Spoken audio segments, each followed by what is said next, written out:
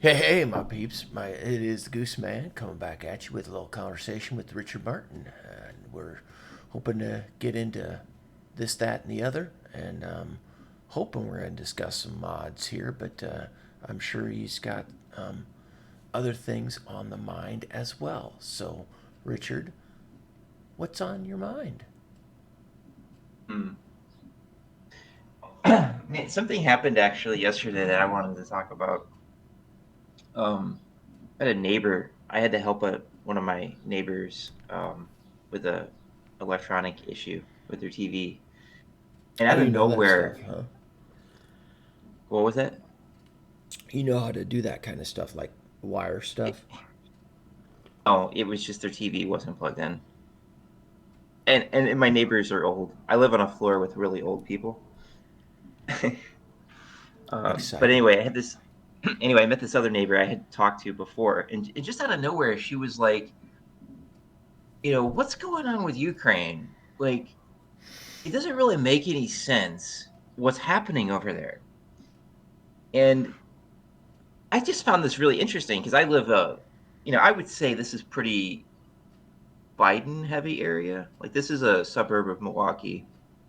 That's Okay. probably like I don't know. It's probably like 60 to 65% Democratic, but it's got tons of libertarian leanings in there.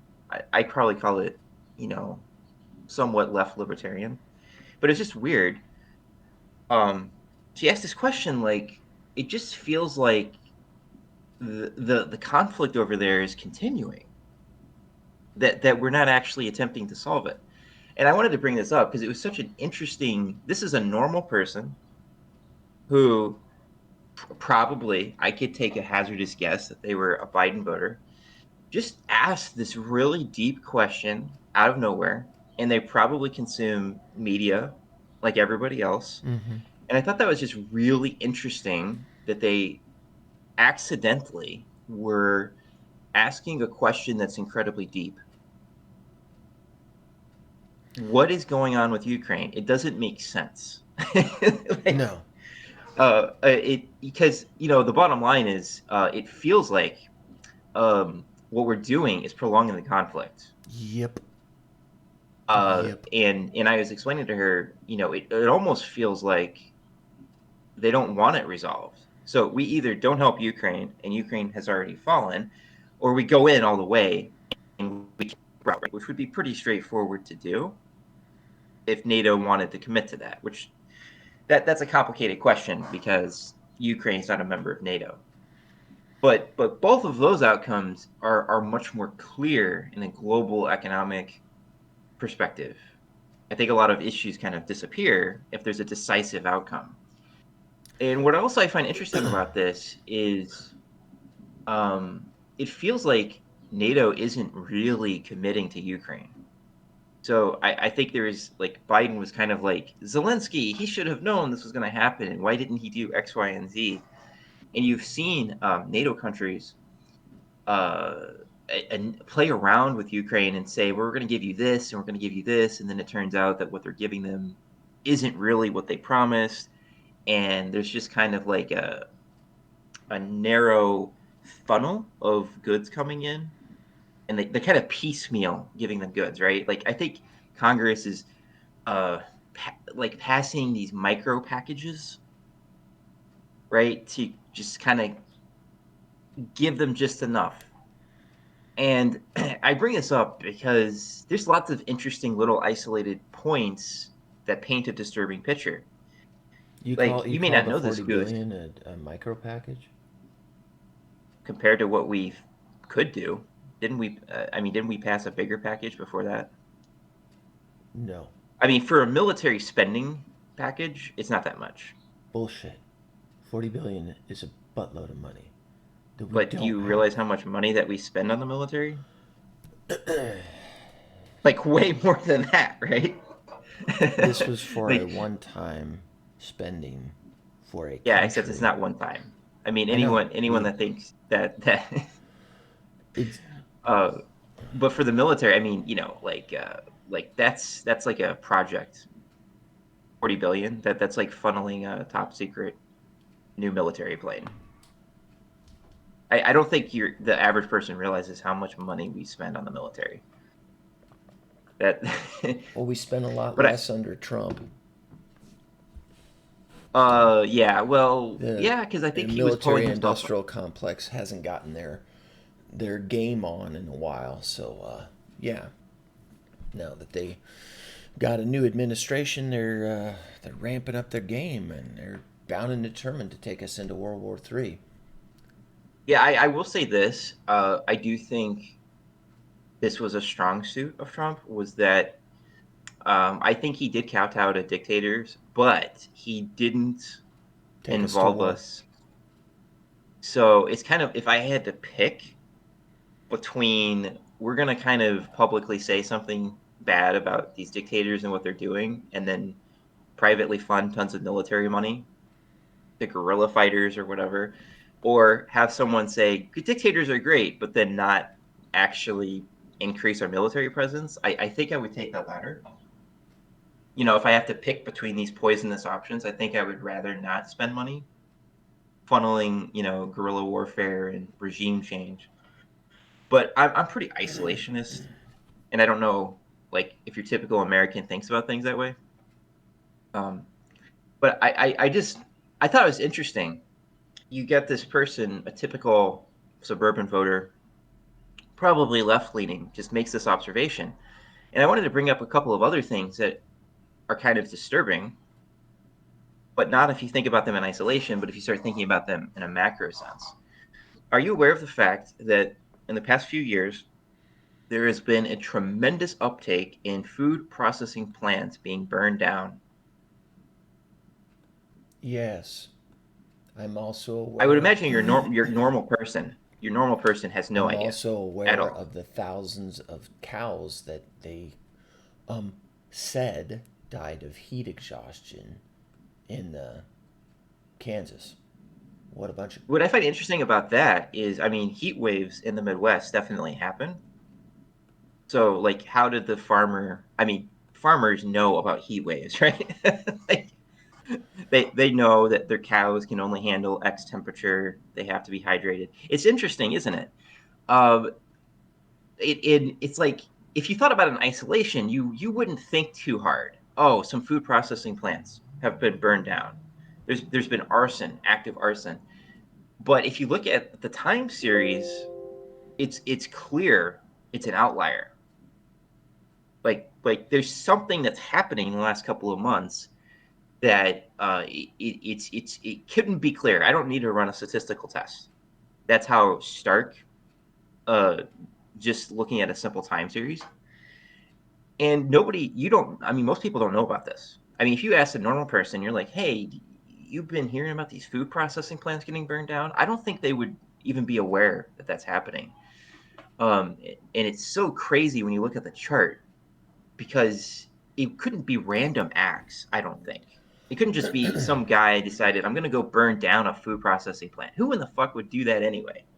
Right? No person wakes up one day and says, I'm going to burn a food processing plant down. It feels coordinated. I don't know how you would prove that, but when you start thinking about what else is happening, we have this war in Ukraine, which is so conveniently driving up gas prices. Oh my gosh, gas prices were jumping through the roof before the war with Yep. Ukraine. Yes, So, but it's funny how it just allows the justification for higher prices, right? Like, it went up like maybe a buck after the war in Ukraine. but I mean, gas prices were high before. nobody, nobody but the suburban white women are buying that Biden's inflation is due to the Ukraine. Nobody's Well, no, buying I'm that. not saying that it is. I'm just saying it's just so convenient that we have that problem. And there's other problems. There's a wheat shipment problem. So the Middle East and Africa are going to be facing much higher prices because they import wheat from Ukraine and Russia. Um, and I think India is actually stopping exports of wheat so they can hoard it. It's just so convenient we have that. And I agree. I think your average person has to be aware the war in Ukraine isn't the primary driver of inflation. Um, This is the But I way just they thought it was want it. interesting. Hmm. And it's They're trying to literally destroy our economy, to destroy our country, to destroy our way of life. I think you're onto something, but I think that the enemy is China less than I think if you look at the policymakers, I think they're just tools. They're Mm-hmm. minions. Yes. Um, you look at who owns a significant chunk of the social media that influences our youth.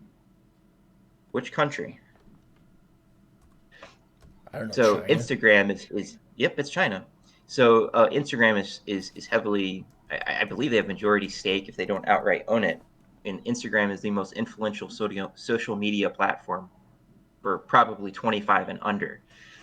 And I think I saw some studies showing depression and suicide tendencies and many other issues with our youth have increased dramatically with the increased use of social media. Now, here's what the public doesn't understand is that there are algorithms that drive the content that you see on social media. So if you're seeing a lot of depressing posts or you're seeing a certain narrative about how meaningless your life is through social media, that may not be natural. And in fact, it isn't natural. There might be certain types of content that constantly comes across your screen and it sets a narrative, which affects mental health. Um, I believe this is purposeful. So, and notice China owns the NBA. China owns uh, pop stars. It's amazing to me the moral inconsistency that we see from famous actors. Um, they propose all this support for social programs, okay, but they have nothing to say about the Holocaust that's occurring The Uyghurs. with yeah, like China. I mean, literally has concentration camps. Right. I mean, literally, and and if you bring this up, and this has been brought up to people like LeBron James and some other big stars, they get quiet and pissed, Mm-hmm. really quiet and pissed, and it's very obvious why. They have a huge financial stake in expanding in China. The money that can be made there because they've got 1.4 billion people is just way beyond our comprehension. And it's fascinating that pop culture icons could be bought so cheaply. Although China has to promise them is if you don't say anything about what we're doing, we'll just let you enter our market and make big bucks because there's a rising middle class in China. There's a lot of money that can be tapped into. Mm-hmm. Uh, so they got that. We know Biden. Um, I don't want to know if I want to say he's owned by China, but clearly is heavily influenced by China. I think it's getting really hard to deny that. And so when you start connecting the dots there, they own a lot of our social media, Reddit. China definitely has their fingertips in the algorithms and how posts are done in Reddit. Um, most people don't realize that probably 95% of content produced in the entire internet is by bots.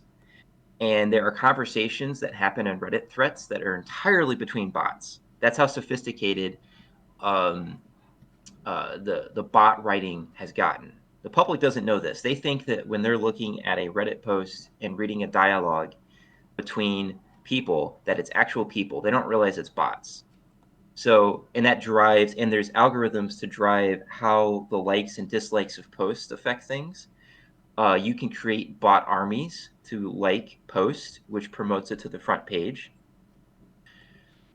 And YouTube is like this. Google is like this. Both, China has heavy influence over how those algorithms work. And if we live in isolation like we do, what this means is that they get to control what we see in a way that I don't even think Orwell could have comprehended. Because in Orwell's world, at least you could go outside sometimes and like walk around and maybe you meet somebody new. But in this world, we all stay in our little cubicles that we call homes or apartments, and we're glued to the screen, and all the information is funneled into our nice, I don't know, 13 by 8 inch rectangle, and we don't even know. At least in Orwell's world, you have this like external your 5 minutes of hate. You have to stand and do your 5 minutes of hate. But the control is subtle. We can't see the algorithms. I mean, think about how crazy that is, that we can't even see how we're being manipulated, and that it's so carefully funneled in a certain way.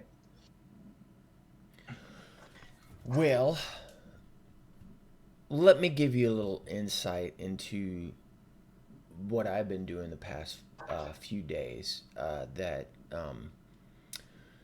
keeps me out of this bubble and keeps me, like in reality and sanity.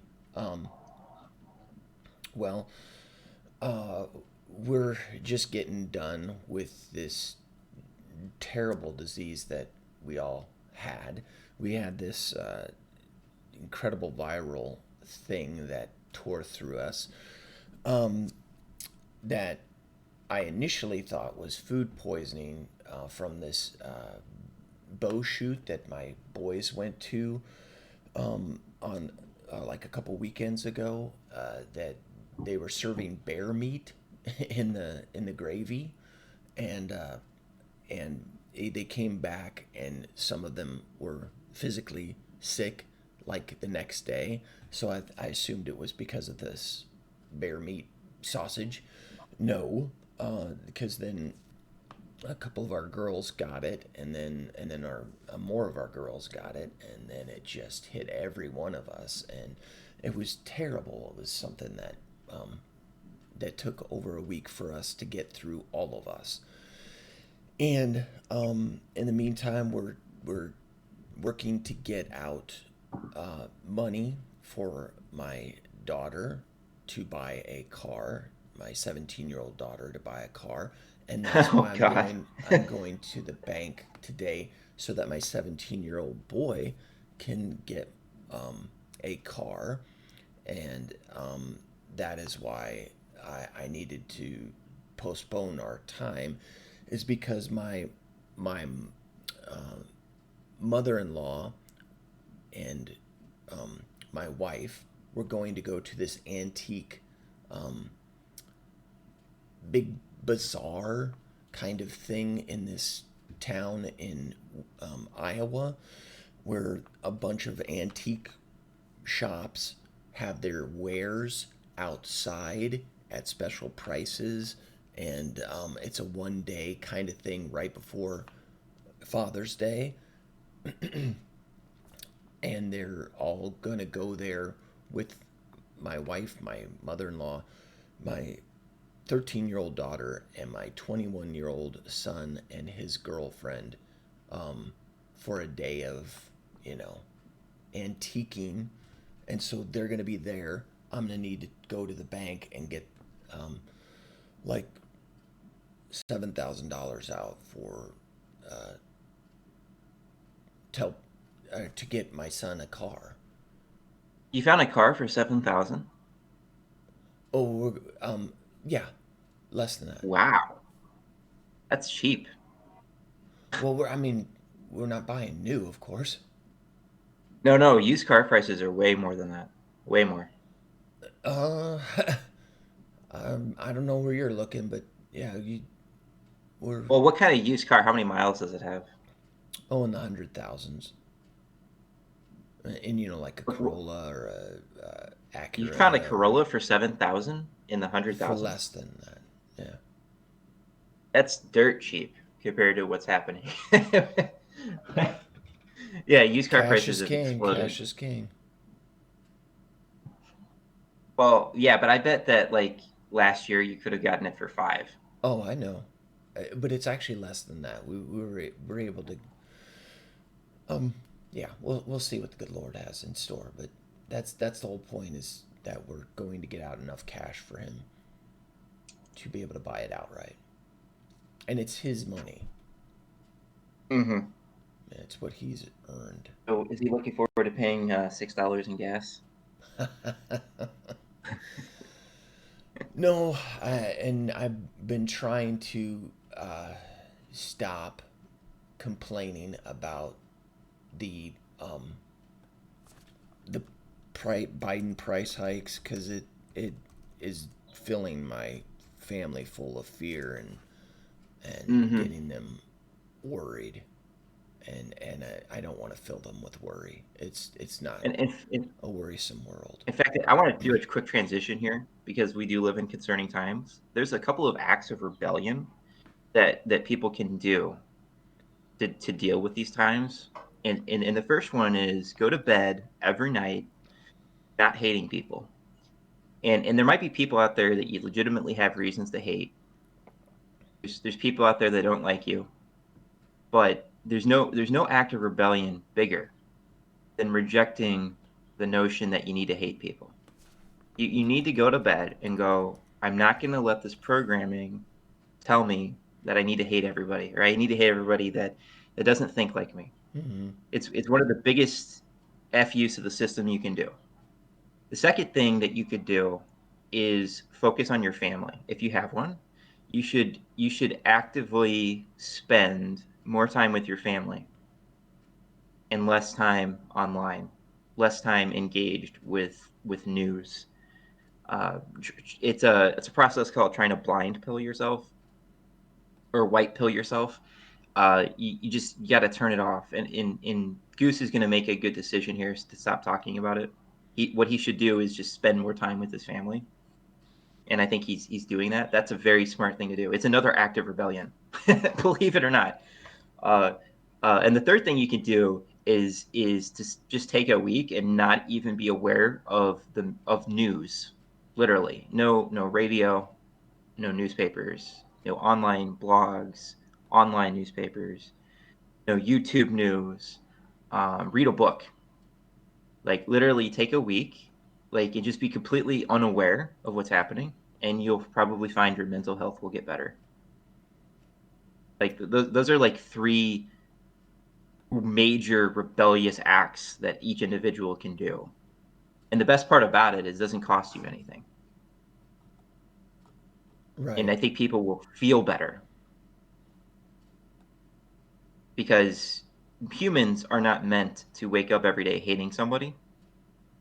We're not meant to wake up every day uh, feeling great anxiety about our family. And we're not meant to wake up every day to be consumption machines of news. That's not really the natural outcome of human behavior. Uh, what you're kind of doing is you're trying to say no to the system, and it's very difficult to do. We have all been programmed to hate people, and I don't believe it is the natural outcome of human evolution or whatever. It is the natural outcome isn't to wake up every day thinking I hate these people. Humans are creatures of socialization, right? Yeah. We want we want to be around people. We want to cooperate with them, but it is being programmed out of us, Well, and it's causing a lot of tension. And I the can, you know, I saw a article about the the percentage of people on the Democratic side who are willing to have friends on the Republican side are like next to nothing, eh, Mhm. versus the Republicans who have to accept that their friend circle is um, is consists of people of the opposite perspective. So, who are you willing to listen to? Who are you willing to engage with? And apparently,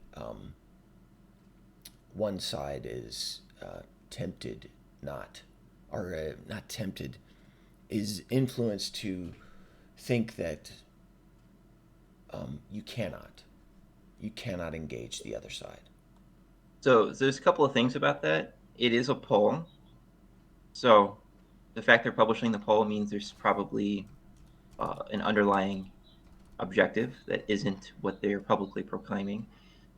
So, I mean, the fact that this is a major poll that they want to push right now is just a part of an agenda to create friction and tension.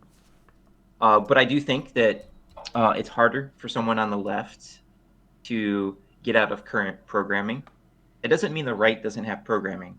There's definitely plenty of actors convincing the right that there's a lot of people to hate and not, and despise and destroy. Um, but currently, we're definitely living in this left wing paradigm that is Hey, promoting my this peeps, it idea is. that we have to hate people that don't think like us. I think this is affecting some people. I don't know if it's as high as that poll is demonstrating. I think that poll exists as a propaganda tool.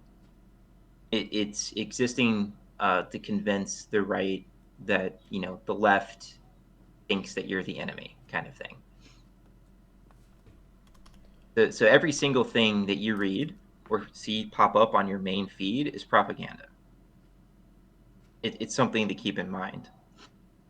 But I do think that people on the left and the right and everybody else in between is being programmed to despise anybody that doesn't agree with their paradigm. And I think it's toxic. And I don't think this is the natural state humans are supposed to be in. And I believe this is all careful programming. And I can speak on this because I definitely didn't like people on the right. The difference between me and the left is I didn't hate them. Like I engaged with people on the right. Um, so I know many right libertarians, for instance. I actually get along with them quite well. But it's I grew up around religious people, so I have programming telling me these religious nut jobs, they're bad people, right? There's definitely programming there, but because I grew up around them, it doesn't take with me as easily as somebody that grows up in an urban area. Hmm. I'm naturally also anti-authoritarian, and I think if you're naturally anti-authoritarian, you're more likely to want to resist the messaging. But that doesn't change the fact that I have fallen for the messaging. You know, I believed the media about what it had to say on Trump and collusion, and I believed the media with what it had to say about the Hunter Biden laptop, and the list goes on. So even if you're as rebellious as me and as curious as me, you easily can fall for propaganda. Hmm. And you know, I think right now there's a big chunk of the left that knows there's something wrong, but the propaganda is incredible. The right has it too. Okay, they're not immune to this. It's just at the moment we're in this left wing propaganda cycle. But under Bush, for instance, we definitely had a right wing propaganda cycle, and we're still suffering from it. Bush was definitely not a uniter as he claimed to be. Very partisan, and some of the toxicity from his era is still here. Um, but the left right now, it doesn't quite grasp that tech has changed things and has affected the stories that they see, how the information is distributed. They don't understand the fact checkers themselves are biased. um, the right has the same problem, but they're not in power at the moment. But when they get in power, you're going to see the same issues that you're complaining about from the left. It's going to happen from the right as well, because the second they get power, the media narrative is going to shift. It will happen, and suddenly it's just going to be like Democrats are evil and everything that they do has to be destroyed, and the people that support Democrats are evil. It's there. If you look in the right places, the narrative, the roots for this kind of dominant political discourse is there. Hey, I'm curious with some of the things you're saying. If you have this phenomenon show up in your neck of the woods, or if this is just something Iowa Democrats did. After the selection in 2020, there became this, the people that had Biden signs in their yard all of a sudden had different signs in their yard saying, just be kind. Is that something that is occurring in Michigan? I'm in Wisconsin. I'm sorry, Wisconsin. I thought you were in Um, Michigan. no, I'm in Milwaukee. Oh, Interestingly enough, finding Biden signs in the 2020 election was rather difficult. I mean, I live in a district that is swung very Democratic heavy, like 2016, I would say. Trump is not very palatable in my suburb. I don't particularly like the man. I'd rather see anybody else run again. But in 2020, there was more Biden signs than Trump signs, but I think there was definitely a wave of BLM signs. Um, I don't see a lot of political signs actually. That might actually be the sign of a healthy neighborhood. The less political signs you see, that means the less people are so attuned to the messaging system that they feel obligated to put up a sign. I think it'd be an interesting like stat if you went in a neighborhood and counted how many political signs there are. That would probably predict partisan conflict. I imagine that the more political signs that you see would drive up partisan conflict.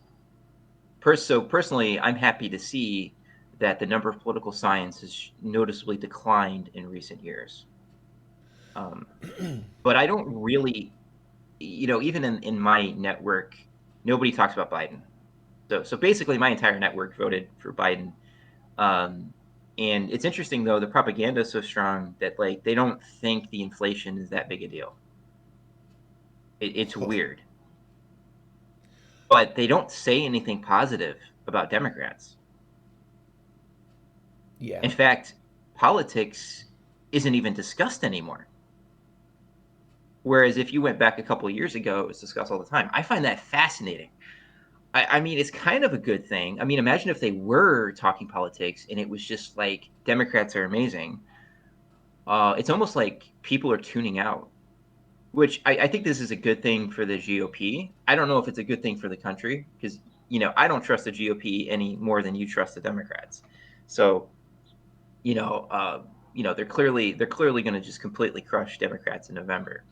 I don't know. I don't feel like it's going to fix anything though. No. Is my problem. I think there's just going to be increased tension.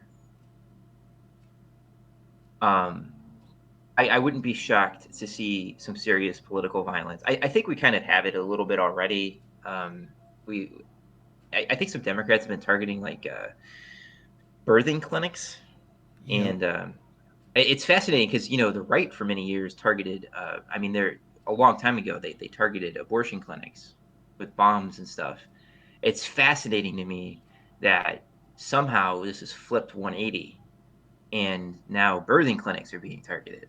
I If you had told me like 4 years ago would Democrats resort to domestic terrorism on birthing clinics, I would have thought you were a total nut job.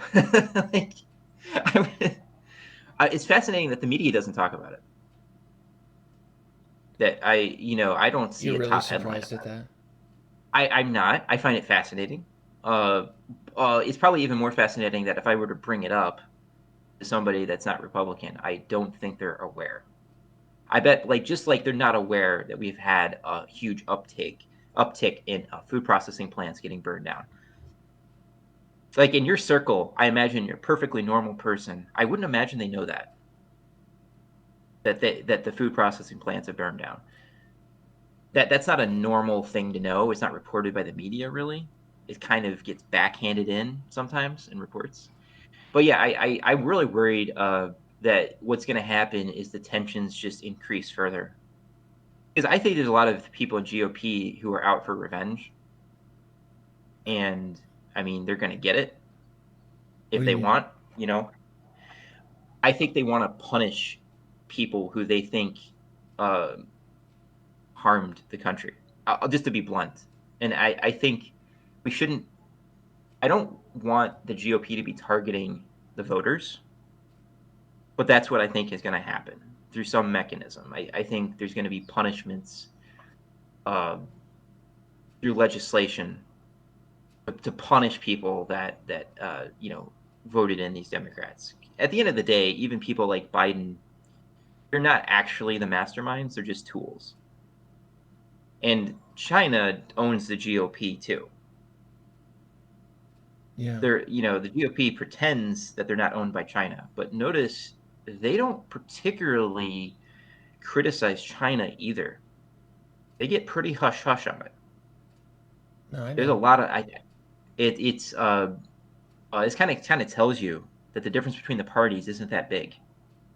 I know. It's a dead giveaway. But I just don't want to be seeing, a mass arrest. And I think there's going to be, I'm pretty worried that the GOP is going to take over. I think it's very obvious at this point. I think they're going to have a big, big, big year, possibly historic. And they're going to say, we're going to investigate everybody. We're going to go after every political figure that we think rigged elections or whatever. And I'm worried they're going to start trying to pass legislation discriminating against whatever group they don't particularly like that day. And then there's going to be protests. I imagine this happens and food prices keep going up and gas prices keep going up and the shortages get worse. Okay, and then you start having this friction in Congress where it's about us versus them.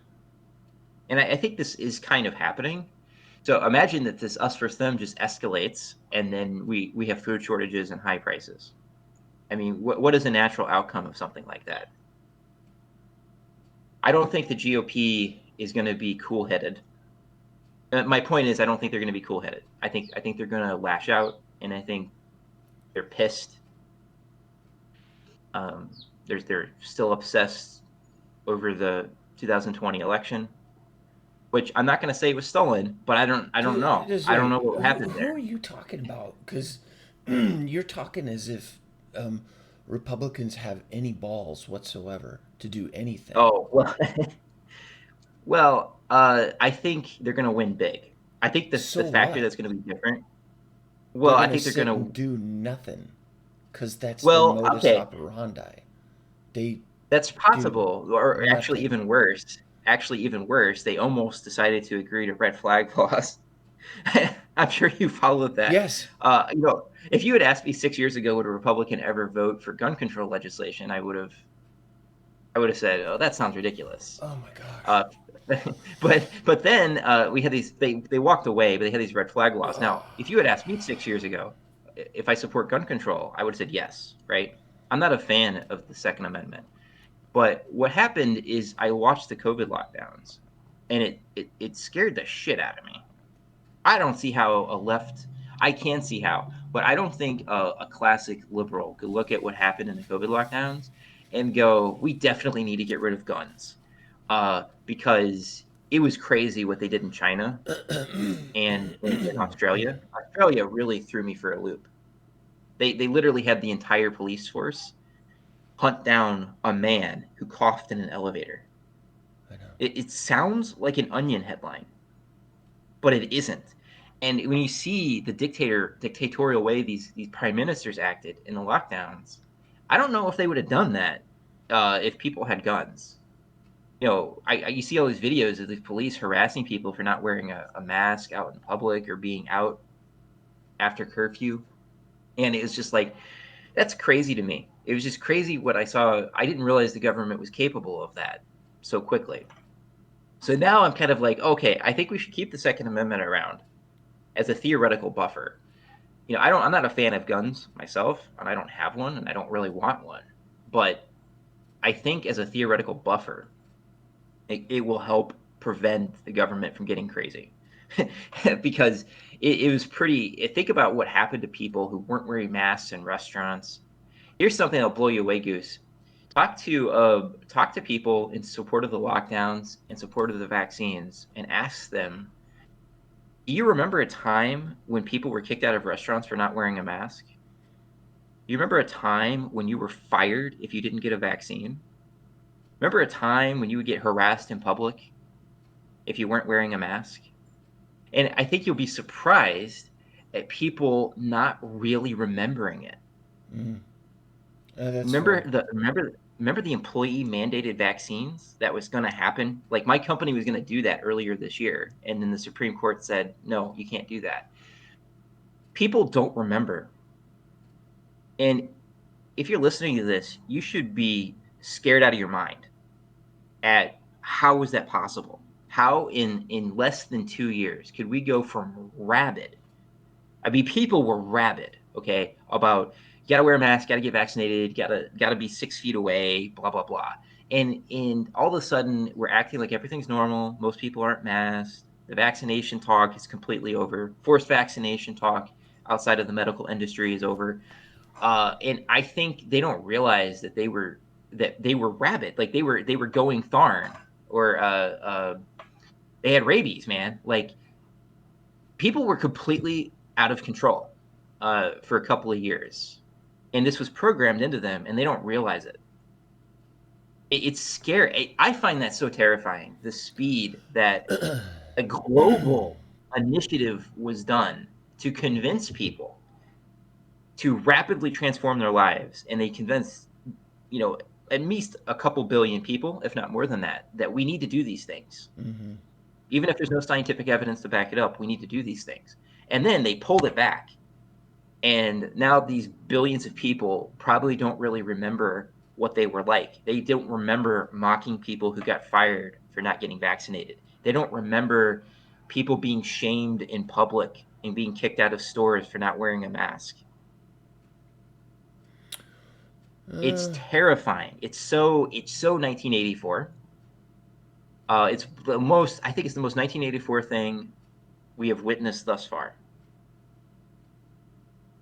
I feel like I'm the last person that remembers what it was like before the great opening. I yeah. remember what it was like pre-COVID. I remember during COVID, and now I'm seeing what it's like post-COVID. Hmm. And what blows me away is the global coordination. There has never, ever in the history of the world been this carefully calibrated and coordinated global organization for one goal. You had fascist dictatorships aligned with Western democracies. It's It should disgusting. really make people pause before they start proclaiming things in a global, like if they before they start declaring they know things, because you have to wonder how that was possible, that every type of government practically in the world except for maybe Africa coordinated on this.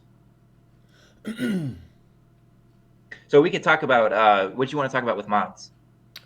Okay. Well, now we're talking. Oh, this politics, schmolitics. It just drives me nuts. I feel like they're coming for me. So, anyway, it does help that I homeschool, but they're still coming for me and my children. And they're coming for me with all guns blazing. And all they Yes, and they're doing which it is why, wearing makeup.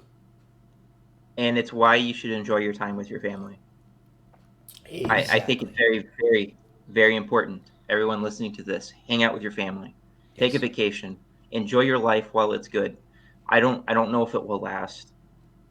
And I think Goose is right. I think they are coming for him, but it's not just him. They're coming for everybody. What slowly, but they're coming for everybody. So what did you want to talk about with mods? All right. Well, let's focus on Lennis's because he's the um him and All in One are like blowing up your little mod channel that you created this that we're all members of. You know what I'm talking about? Oh, yeah, we have a group. I wish I could push that back onto my channel. I don't know. I don't think I can do that. But yeah, we have a group on let's see, it's Discord. Alan and Lennis. Yeah, Discord. Yeah. and and so yeah, so I mildly follow what you guys are jabbering about, but I just want to play the dang old game. That's all I care about is playing the game and it being worth a darn. So I just try to give feedback according to that. And so here I'm pulling up his mod and see this is the I don't know if you applied his changes that he had. Hold on. Let me go to downloads. That he had a few days ago. So he has I this, haven't. the one that okay, so he had the 29th LE mod. That's the one that I'm playing, the one that we're that I put up on my channel and you put up on your channel as Mhm. well. But the changes that he did last month, that's what I had to reapply because the changes that he applied just a few days ago made the whole thing look weird, and I didn't like the layout and I didn't like the changes, so I just applied the old mod. And I really want to play Pietic, but he keeps saying that no, wait, try. Have you played Pietic? I have been so busy. I haven't had time to Okay. look at it. Well, I play tested it a little bit because I wanted to, not go in with, not going in totally blind because he kind of scared me with what he talked about on the forum and had indicated that basically um, it's going to be balls out on this mod for this particular um, scenario. And so I wanted to have a little bit of a heads up on what I'm facing. And thank God I did, because he's made it seem almost impossible to play this particular scenario without taking losses, and that's very frustrating for players. I feel the frustration watching my units get destroyed, and so I'm sure it's going to annoy the schneik out of a lot of people that are playing this mod. So I think he needs to keep that in mind, because there's really no way to downgrade the mechanics that are set up for to keep the so you can't fool AI. He has it set up so there's so many enemy Air Force units that they'll find vulnerable units and they'll bomb Wait a them. minute. That doesn't make sense though, because the Polish Air Force was basically out by that battle. Right? That's what I think he is not understanding is he's trying to make a realistic scenario, but he's not I mean, he's giving you if a the Polish Air realistic. Force, like if the Polish Air Force still had bite left in it, that would mean a Luftwaffe would be deploying more units. There'd be more air defense, more fighters. But I'm pretty sure they were busy bombing Warsaw or something at that point. Let me see if I have saved when I was messing around with it.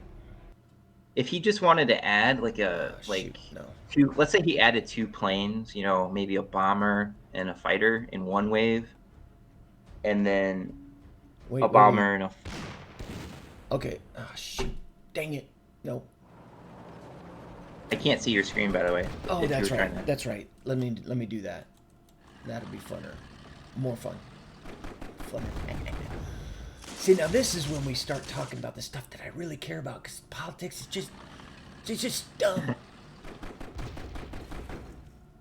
Goose is right. Politics is dumb. You get pulled into it, and it's a waste of time and energy.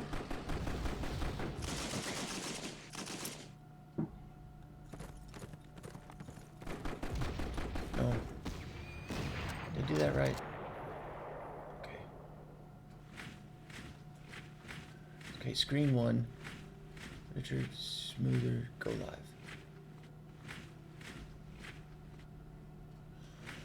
Okay, do you see stuff? Yeah. Okay. I'm going to... I still don't think I have this set up optimally, so I'm going to pull up what I have. But by the way, I enjoyed the Lods. I actually enjoyed Danzig as well in his mod. I Yes, liked the configuration of forces and just the way it played out. Lods, I had that feeling again where you know this feeling, Richard. It's one of those. It's why we keep playing this game, in my opinion. That feeling when you're playing the game, you're playing the scenario, and you're it's blind, so you're not sure what you're going to be facing. You're not sure how it's going to play out, and that's why I like playing normal difficulty versus like chess or whatever, because I like Hmm. the It mimics war. I mean, there's right. radical shifts in battle. One bad outcome in a local battle could shift the entire battle group and how they perform. Exactly, exactly. So it's more realistic. It more captures the essence of playing the game. Okay, so this is, I think, a semi-optimal way of laying it out. Hold on, I think I I want to wonder if tweak the one more goal thing. here is for you to withdraw and counterattack. Maybe is it That's what because I'm trying to do, but again, you just run out of stuff. It's so hard. He made they this. have to? I wonder if you have to like dominate a local group and then clean up the other areas. Uh, So you have to like fully commit to controlling a couple crossings, and then after you wipe it all out, then uh you try to hit the other stuff in the back. I'm just I'm not sure how crazy it is. And I mean, isn't this battle a little nuts for the Germans? Like they didn't control all the crossings in the right. end, right? And I'm okay with losing some of the cross, or like not just losing them, but ending the battle with not a decisive It should be victory. It messy. doesn't Like have I to. think the outcome it's supposed to be messy. So maybe a decisive victory isn't you control all the crossings, you just control enough. Well, the thing that I found frustrating is I wanted to buy some of these anti-aircraft that But he's you trying to tout, and I still have yet to see their effect. Like, okay, so this is supposed to be artillery. I tried Yep. to use it in Yep. artillery mode and didn't really work. I think So, it's defensive artillery. so they don't attack your units when you have defensive artillery. So what's the point? Well, I think if they do attack your unit with defensive artillery, then the artillery activates. Right, but they don't attack it. Anyway, so, and then this anti tank, I still have yet to see this revolutionary way of using it in a defensive way that works. So, I'm whatever. trying to remember, is it it has anti-air? That's its second mode. Or no, Right, okay, it has yeah. anti-tank. Uh you can attack ground units with it. So, it could be used to clean up something. Right. I've used both of those modes before. Oh, so you Like, are have you AA in saying your play? You have the two well, cheaper pri AA? I privately have played with them. The anti-tank mode worked, right? Like you could attack a ground unit. Yeah, I just haven't had an opportunity. I no, what I'm talking about is that um, apparently it acts like an artillery to tanks that are next to.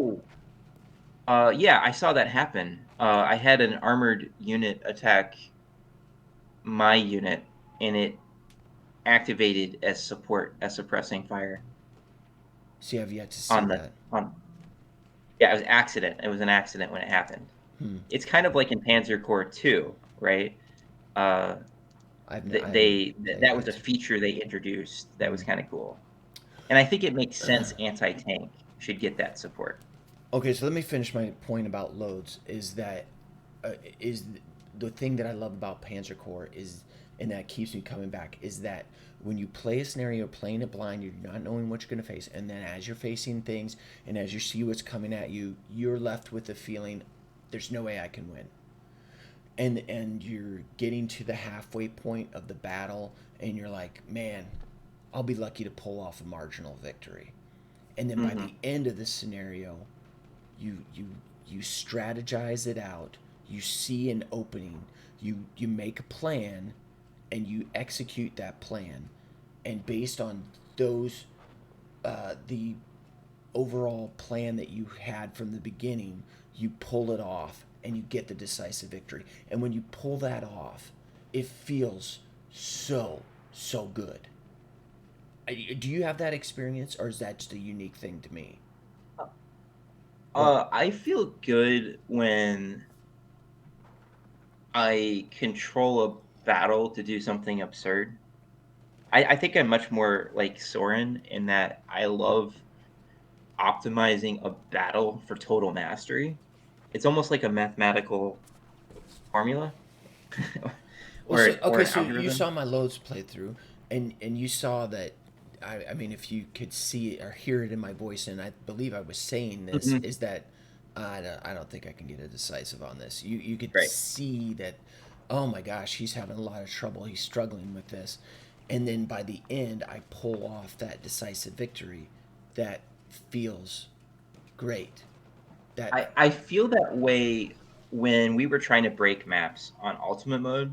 Mm, When I find a way to do that, that's when I feel like that. But it's hard to feel that way on the other difficulty levels because people better than me have already figured that stuff out. but these are mods. Like, These are. You're not expecting to do that on these mods, are you? oh no, I don't think like Lennis's mod isn't meant for. I don't even think it's really meant, at least for right now, for Rommel or anything but Field Marshal. I think that's about as hard as it's allowed to get.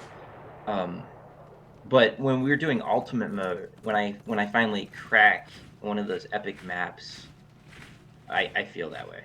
Mm. Like the way, for instance, when I did Streets of Moscow, um, one of I might be the it might be the greatest Panzer Corps display of all time. When I not just broke that map, but found a way to do it consistently, Mm. and just get all the capturable units, which I think we would have thought that's absurd. You can't possibly do that. And the other map I really enjoyed was Sevastopol. Um, that Ugh, like those two I hated that but map. initially we thought we couldn't even get decisive victories on Poland. Like I was very depressed just thinking about trying to play Poland. And then Bracada made his playthrough, and you started to realize there's a lot that was possible. Um, and then Warsaw, I was like, how in the hell can we possibly how can we possibly get a decisive victory in Warsaw?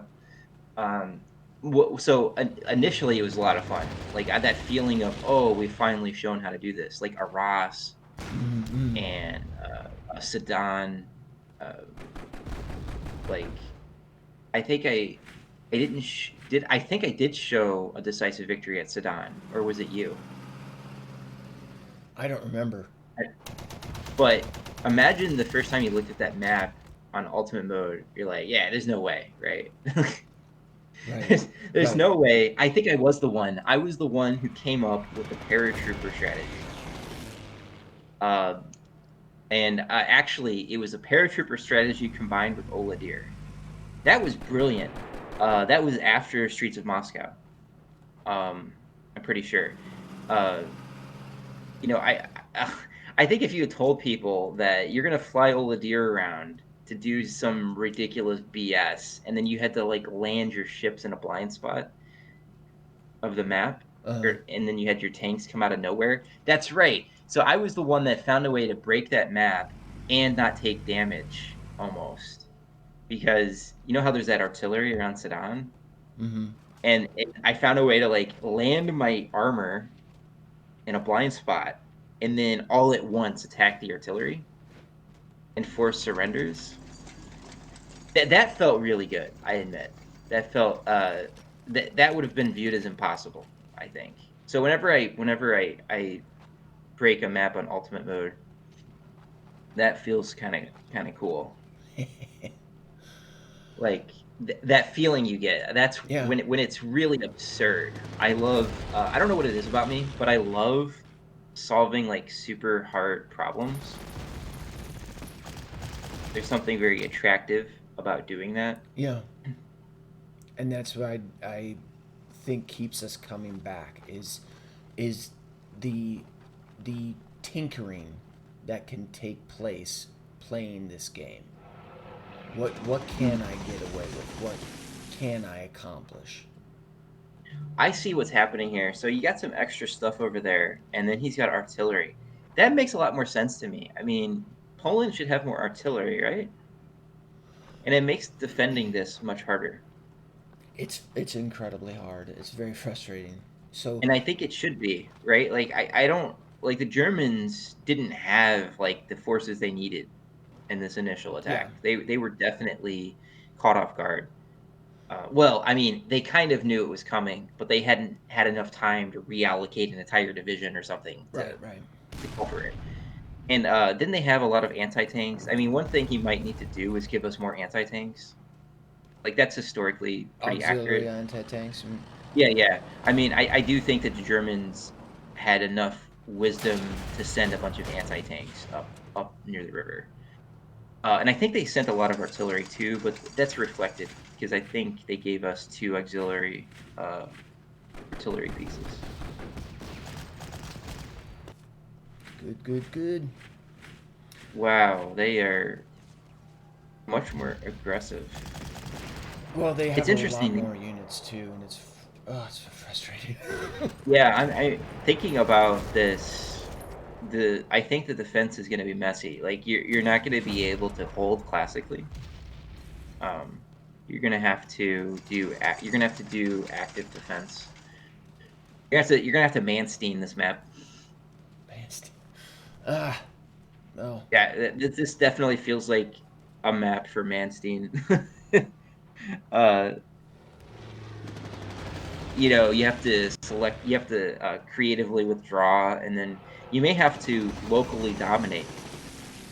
Um, it Die. so I think the issue is if you let them control one part of the map, the units flood in the back. What wouldn't be historical would be the units crossed the river and then they went to Warsaw. They didn't cross the river, and then I don't think they attacked the Germans in the back, but maybe I'm wrong. Um, The hell's going on? but that did it freeze? Oh, there it is. Okay. Oh, the other thing hurting you is he has horse transports. So this is the thing I love about it. Is the horse transports changes a lot because you're slower to get your units to where they need to be. So, and that's pretty realistic because the vast majority of units were horse transports, and you're not used to that. You're definitely not used to this idea that I can't just get my artillery on the road and then conveniently get them to where they need to be quickly.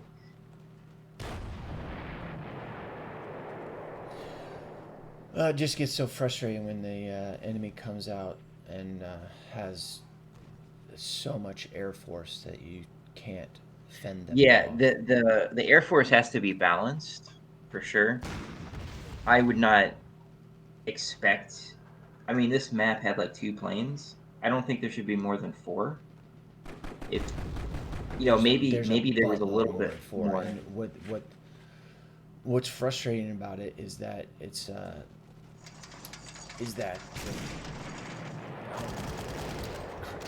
what am I trying to say? There's spotter planes. That's what's frustrating. There's spotter planes that take away. Oh, good. Oh, he threw. Are they tactical bombers or are they just classic spotter planes? Because you They're have a spotter planes. They're I think tactical bombers that act as spotter planes. but there's the spotter planes that don't really do damage, Right. They don't right? do damage. Okay, I'm okay with that. I could buy that. There's a spotter plane. Maybe one spotter plane would be fine. If there's more than one, I don't know about that. Yeah. Whatever, dude. Um, But that's cool. I actually think that's a good feature, especially if you're trying to do an emergency crossing. They want to know where the German units are displaced. That makes, I mean, I don't know if they actually use the spotter plane, but when I think about the story, that would make sense. I would want to know where the weak point of the line is, and then I would attack that point to get my units across. See, like looking at the way this map is playing out, I think that you need to take your units from the right and raft the units out to the left. Say So what? you need to control the right part of the map and then This push side? everything to the This right side. part. This side. Yeah, you need to control the far right. You need to control the far right, and then you're going to get the extra units, and you're going to hit them in the middle, and then you're going to hit them in the left. And this will let you control that part of the map. And then if you have I was time, you can thinking you make need to it. concentrate on the left, destroy what's over here, and then move over here. I But don't think you have the resources, and it's difficult to get enough there. But on the right, there's almost nothing there. So you could just clean that up real quick and then start pushing towards the middle. And then you might have to retreat from the left, bait them into traps, and then you're going to have like one group that's the hammer, or how do they put it? One group the hammer, and then one's that's the anvil. So the group on the left will be the anvil. It kind of holds see, look them. at that snipe. Look at that. This is just the first of many. How many planes is he sending? 3, 4. That's way too many. 5, 6. Yeah, he. This isn't Russia, like late war. 7, 8. He sent 8 planes. That doesn't make any sense. If Poland had 8 planes, like that's a huge air force, right? That Germany wouldn't be like wasting fighters and bombers on Warsaw. They would be at the front bombing airfields, and there'd be nasty air fights. And some of them are strat bombers. Richard. Strat bombers. Yeah, I mean, I'm sure Poland did have strat bombers. I think it would make way more sense to just kind of split the waves up and just kind of have a fighter with a level bomber, and then a fighter with a tactical bomber, and then a fighter with a recon plane. And it should be spread out. Um, I think sending 8 planes at the player when the Germans absolutely, like, they totally dominated the air. The Polish air resistance was not that great. Well, that's what I'm That's kind of facing. cool. That's kind of cool though that he has a level bomber. I actually kind of like that. 2 level bombers. This is one 2 of level them. bombers. He should This probably. is not the end of the Air Force. So you start shooting down the Air Force and they get more. It's very frustrating. What makes way more sense actually is this should be a panicked retreat, right? He should be sending this stuff unescorted. Uh, like the fighter should either come first and then a level bomber, or the level bomber comes first and then the fighter, because it would mimic the chaos. I highly question that Poland was so organized in this withdrawal that they could protect their planes. I don't think that's historical. um, if on the other hand, if it's like every couple turns, there's some random new type of plane that's coming out to try to attack you, that makes a lot of sense. Oh my gosh. Balls. Yeah, so you know what he's punishing you here with? You can't just do hasty withdrawals. That's kind of cool. Uh, if your units are you're used to recklessly advancing with your trucks, and they're really exposed when you do that. Oh, this sucks. When I look at this, the force on the left is really strong. It might be worth not holding those crossings and instead set up defensive barriers to protect your left flank from the middle. Have your middle hold, which seems to be a little bit easier, and then have the right flank quickly clean up the right, and then smash into the middle, and then do a fighting withdrawal step by step from the left. Keep baiting the enemy into bad attacks. And then once Oh the my middle's gosh, cleaned you up. piece of... Yeah, but looking at this is so interesting. I definitely, my brain is spinning. The tactic, the Air Force has to be fixed. This isn't good. You know, we need a lot more auxiliary fighters. If he's gonna we need like 5 more fighters. If he's gonna have And this much Air he Force. expected us to fight with... it's such bull crap. He expected us to fight with you know, AA. Well, we can't even Well, afford... he could give us a lot more AA. Like we would like, need like 6 or auxiliary 7 AA. more. Yeah, We would need like 6 or 7 more. right, I And agree. we would need auxiliary fighters. Like we would have to have at least 3 or 4 more auxiliary fighters and a lot more AA on the ground. But yeah, looking at this, control the right quickly. The middle holds, and then once the left is feeling a lot of pressure, the middle shifts to the left flank, and the right is coming over the top of the river to smash into what's there. But I see that there's 3. Okay, there's more resistance there than I thought.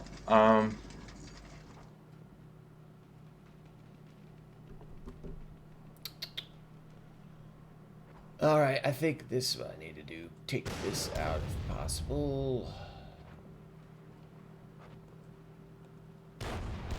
No, it's not God, that. that is a lot of armor. I don't believe that they were retreating with that much armor, right? It was primarily infantry.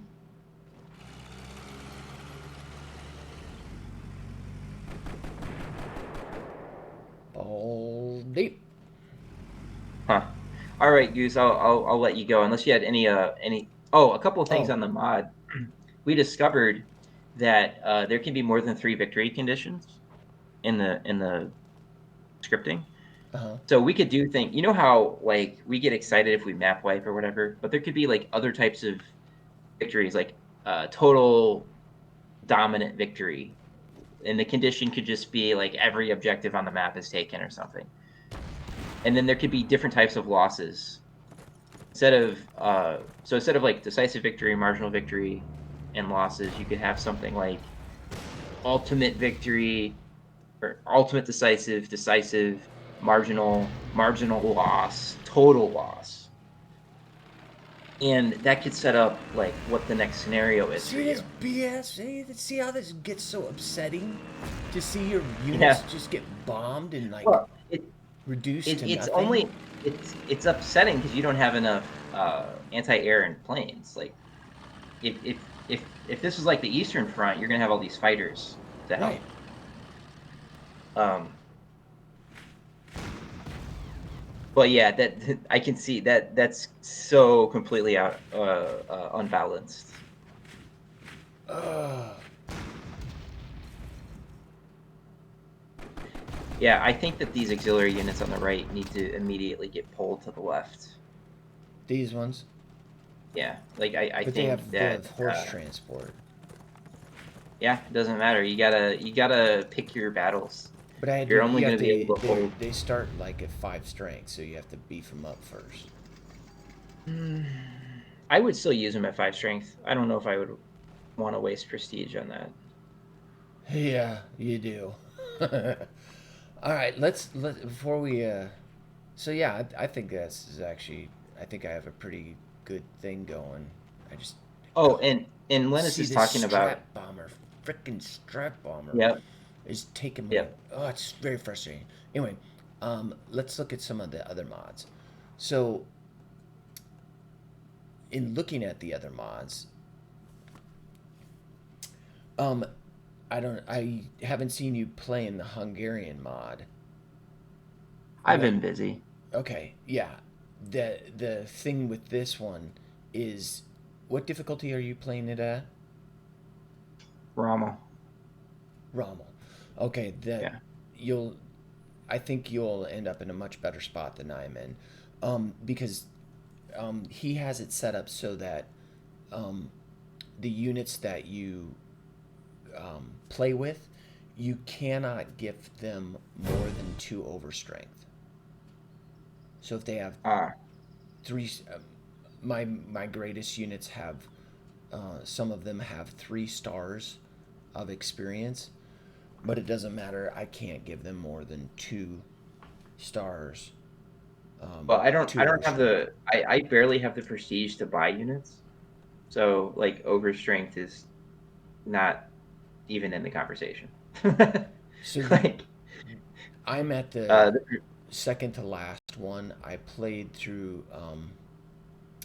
through uh, Fortress Budapest, and he was very mean. I don't want to spoil it for you, but look what you're. This is the halfway point, halfway point. and Uh I was given a force here. This is what I have holding Budapest. Look at that crap. I'm surrounded. well, I mean it was ugly.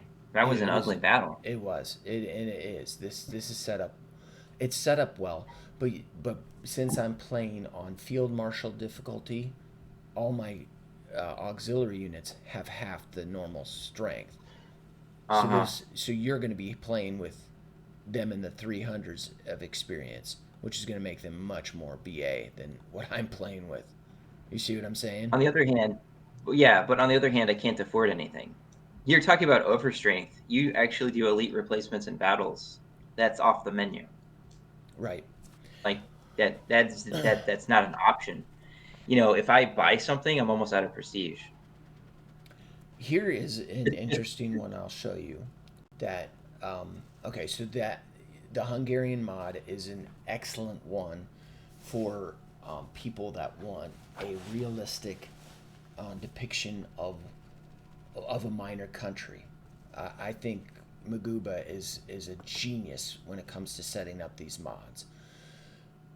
Now he is Locarnus is done a very fun thing with Afrika Korps, with taking the Afrika Korps battles and put them on a Battlefield Europe play style, and that has made for a lot of fun.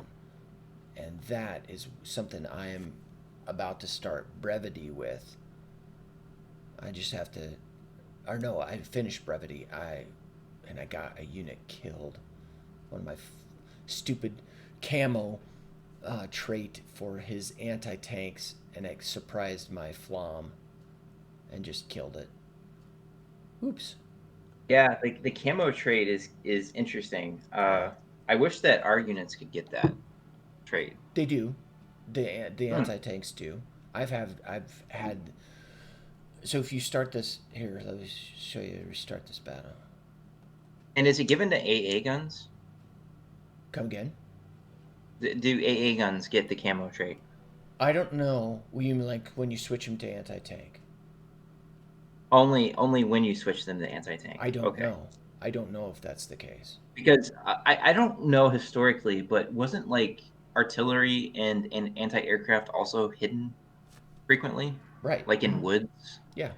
Um, I mean, that would be annoying, but very historical because especially like in woods, you know, maybe it would be hard to hide certain things out in the open, but in woods, maybe the feature can activate, or swamps, or hedge terrain, or something. I think it would. The only thing is, if you add that feature, it's got to be balanced by. There must be a way you can uncover the units. Hmm. Like I talked about how people would use recon planes if the recon planes had the ability to uncover. Um, Camo trait. Like if you could do like a yes, binocular, if they had a think binocular. about how think about how strategically the game would change if I agree. you know. If there was a button that you could press for the recon, that you could press, like you get them to move, and then they got another move or another thing they can do, and you can instead press a binocular type of icon, and that would show off the camo units. I agree. I think that used to be in Panzer General 2. And then there needs to be consequences because units like that are going to be pretty light. I mean, they're true recon units. They shouldn't have a lot of ammo. Their defenses should be pretty low. So, you have like combat recon units. That's different. They shouldn't have the ability to uncover something unless they're next to it. So, like, I think imagine if the recon was different that way. Like some recon, their purpose is primarily to uncover camouflage units. Right. So I think it these would two promote. are, you can see that they're visually, you could see them, but there's nobody next to Mhm. them, so they do act as ambush units. Watch. That is amazing. It is fun. And see, like, that gets Oh ambushed. my God. See that's like see this changes the game a lot. That changes. Does Panzer Corps 2 have camouflage? I don't care. I'm just curious if they added that feature in. Because that also and also if you can get the supporting fire from anti-tank, that's obnoxious for the player though, because it changes how you fight. Yeah. You can't just go after the armor that easily. Well, it means that you have to be cautious in your approach, and I start to, especially towards the end of a scenario, get a lot less cautious, and that's exactly what happened. And it caught me in the butt. It made me lose my fault. But And then oh what there's a that's, but. but the thing about this, come on, just be done. Nobody cares. I love the music for this. This is Von Thurigan's tweak. He added the special music for Afrika Korps and for um, the regular game, and I very much appreciate it. So this is how I ended with brevity. I map wiped and took very little damage, except for, of course, my losing my flam. So then, when I press and turn, you see the decisive victory, blah blah blah, No blah sooner. blah blah. Battle axe. Look at these upgrades, fun upgrades that you can mess with. Wow. Yeah. So these units, um, the way he has it set up is that they can alternate between Grenadier, Pioneer, and Wehrmacht as like the primary upgrades. I think Brucken Pioneer too. Yep. These all three are in the same league, but not Fallschirmjäger, not Jaeger. Okay. Those kinds of things are will cost the full prestige. But so Bersaglieri, I think there are no. Oh no, you can do Is Mountaineer. the argument that all it is an equipment change? Correct. So the difference between Pioneers and Weimar is that Pioneers actually have heavy siege equipment, but they Mm-hmm. have the same training. Something So along those lines, and okay. then uh, the tanks are tanks. But let me just show you some of the different tanks that you can mess with. All right, so this chassis of a Flampanzer is the same as the Panzer II-C. So if you have a Panzer II, you can upgrade it to a Flam for cheap, and um, and you can also make it a um, Panzer II-G or 2F, and the 2F has the different action. It can be a tank or it can be a recon. Okay. That that's I like that. helpful, right? These can be anti-tank or artillery. Oh no, it's not anti-tank. It's tank. It's tank or artillery. I Wait, don't. in the tank? Yeah, Wow. I don't like it that way though. I wish it was anti-tank because I like the anti-tank trait better than the tank traits. You know, like if you get a star in anti-tank mode, you get +2 attack in the hard attack, but not the way with tanks. You only get +1. I see. And those were really anti-tank units, right? That's what I tried to convince him, but he said because of the mechanics, it needs to be a tank. So Huh. uh, the Okay. these little units I want to play with on this Mm-hmm. coming battle. These are like anti-tank slash artillery units that Mm-hmm. are parachuters, can be used as parachuters. So that reminds me of the Fall Gloria division um, in Afrika Korps, and I'd like to play with them. So I'm going to Yeah, use one of those. this is so interesting. Maybe a little too many units, but still, like interesting ideas. It changes. You get to play around with new tactics that you couldn't play around with before. Exactly. You got different units to play differently. A classic game, and they got different price points and different upgrade paths. So he wants me to buy a Panzer II since I lost one, just so I can show the various upgrade paths as it comes out Hmm. later. There's a Vespi that you can get and just different stuff like that. He's elated because I upgraded my Panzerjäger to this Bison because this Bison. I'm Does it sorry. have high heart attack? Yes, I Ah, see this. So I had a wait, it's under Panzerjäger. tank. Right, Panzerjägers are now tanks, not anti-tank. I don't understand why he does that, but that's the way he does it. Okay, so then you can upgrade a Panzerjäger to a Bison on the cheap, but look at its Oh, rate of wow. fire. Its rate of fire is 6.6. However, on the Grand Campaign, that would be nice. That would give the Panzer One like a way. It would justify having it in your core because you can make it artillery instead of because it kind of just after 39 and 40, Panzer One is got nothing going for it. There's no upgrade path. Right. That would be nice to have an upgrade path. I've never seen it converted to artillery, but yeah, Well, it's I it's the kind of same chassis. That's the chassis yeah. that's underneath It's the the same chassis. Oh, is that why it sucks in defense? right. Like, okay, I like this. We should mention this to Lennis. The justification for allowing us to upgrade a Panzer One to the Storm Panzer is that it has the same chassis.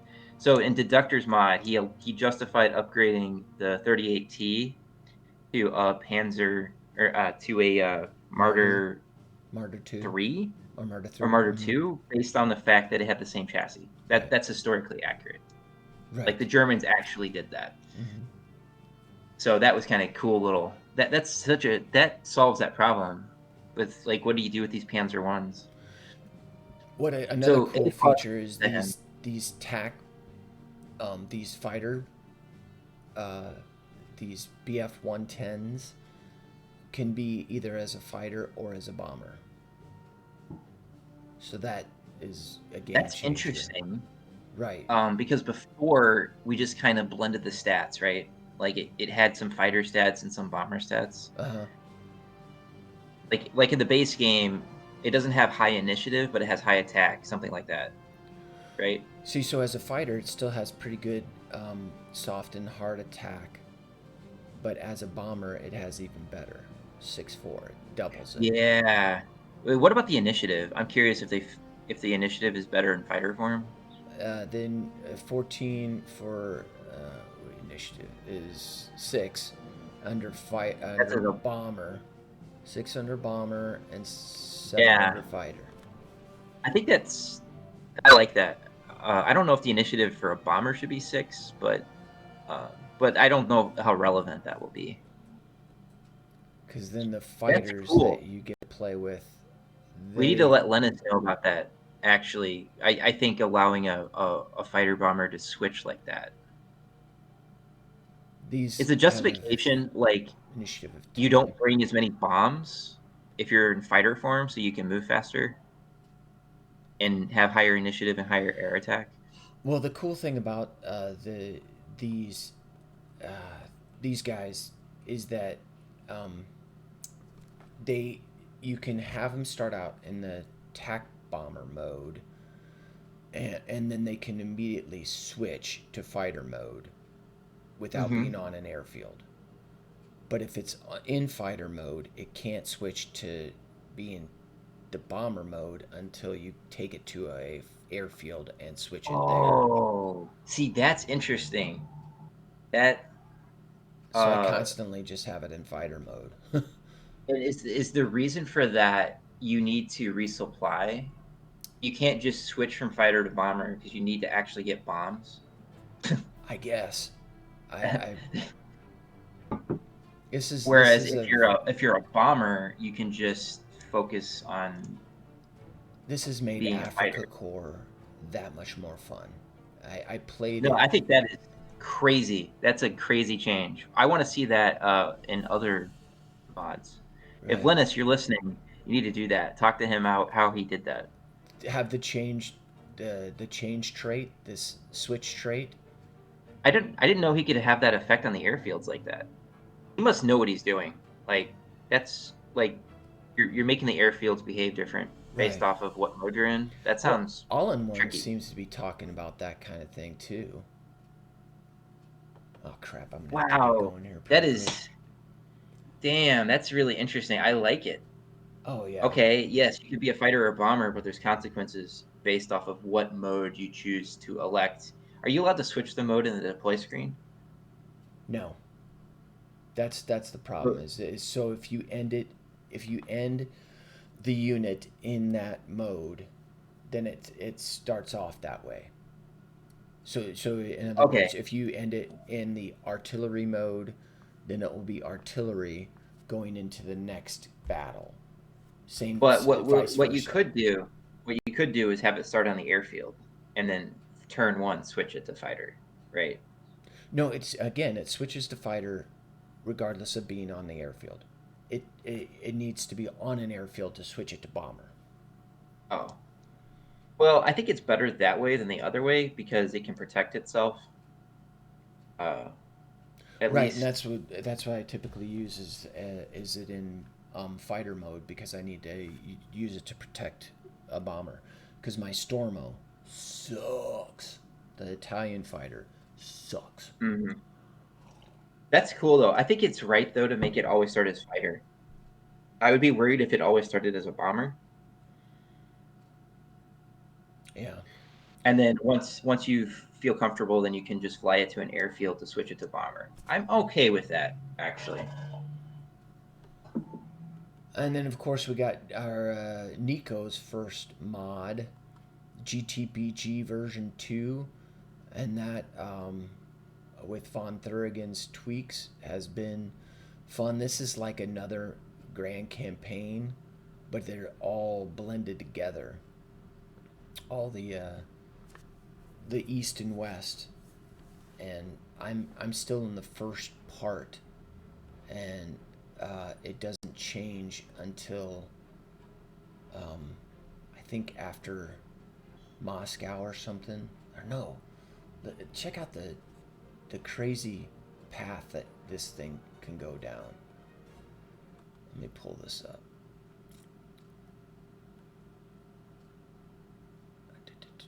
Yeah, work the flow.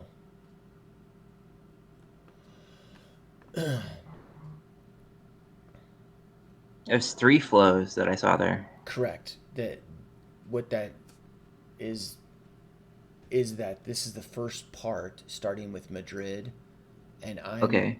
I'm in Leningrad. I chose to actually I finished Leningrad. I'm manually making it so I have a loss so that I can go to Odessa. So I actually uh, got a decisive victory in Leningrad, but I don't want to skip Odessa. Mm-hmm. So then I'm going to Odessa and then Moscow 41, and I'm planning on getting decisive victories from there on out. And then so in Rostov, it goes from Rostov to you need to pull a. So this is like in 42, right? Yeah, there was a fight. I mean, there was a fight there in 41, and then I assume the Germans had some issues in the winter in that area, Oh no, this is and then 43. And then so then it goes. This is the page 2 of it, See how crazy Okay. this gets? And you get to go back to Moscow. Well, and then it ends up, if you do well, and see how you end with the grand campaign, like you end up in West Germany or in East Germany, Uh-huh. and then you have to go to the channel. If you get decisive victories in all of this, then you go into the channel, uh, last Okay. part of the mod Oh my God.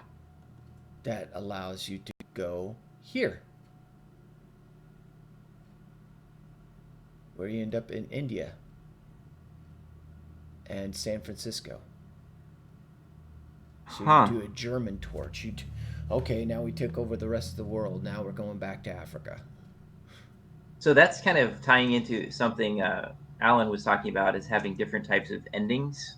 There's more than three, and then you could have it branch out. We want to like have it branch out smoothly, so you don't have to go between years or something. Mm-hmm. They've already kind of done that here. That's interesting, Lennis and Alan. I hope you're watching this and you can think about how to blend this in. That's crazy. I wonder what we're This was his close to. first mod. Yeah, Nico. he's a genius. Uh, I don't think I have the capacity to to do that. Uh, that's so that's a lot of scenarios. You're gonna be yeah. busy with I've been busy, and I've been uploading 2 a week, because Von Thurgens kind of demands it. it. When I take some time off, he's always like pinging me, going, "You're not doing a video this week? Not uploading a video?" I'm like, You know, "Hey, we're your sick." family not important. Your job Yeah. not important. You got to do this. But it's so much fun. And it's been so much fun talking to you. I love talking politics, but I really love talking about the game. Thanks for taking time out and your day and catching up with me. And we'll hopefully get to meet each other here in July or something. I will see. Okay. I just got a huge car repair bill. So I have an older car. I have a 2005, and I don't get so gas prices are high, and then I run the risk that if I drive and anything happens to my car, I'd have to get a new car. Okay. And it's like, and I just paid a huge car repair bill. So when I was suggesting that, that was before my car had to have major work done. And I really, really, really, really don't want to buy a car right now. Yeah. Neither do I. I I, we I almost would rather set myself on fire than think about buying a car because prices are completely nuts. Yeah, they are. They are. Uh, my 2 17-year-olds have been looking for a car for a very long time, and it's been very difficult. And my I feel sorry for them daughter, because they have to get car insurance and they have to get pay for gas. uh, And oh my God, you live in Iowa, right? yeah, So you have to drive places. I at least purposely moved, so I only have to drive a few hundred miles a month. I've purposely structured my life to minimize the impact from high energy costs as much as possible. yeah, So I was going to go out and see you, but then I had to drop a ton of money on my car. yikes. Uh, that was not fun. Okay, well, we'll have to see what the good Lord has in store, and we'll catch up then. Have a blessed Yep. day, and as always,